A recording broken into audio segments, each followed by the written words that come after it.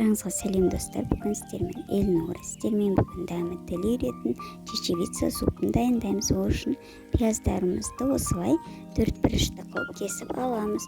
Одан қызып тұрған қазанымызға пияздарымызды салып жібереміз.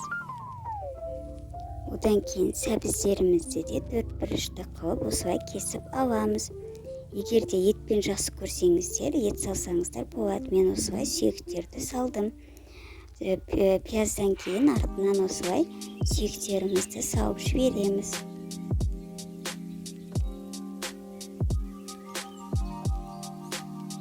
Одан кейін бізге картоп қажет болады. Картоптарымызды 4-1 қылып кесіп аламыз. Сосын сәбізімізді салып, барлығын араластырамыз. Одан кейін қызанақ пастасын саламыз.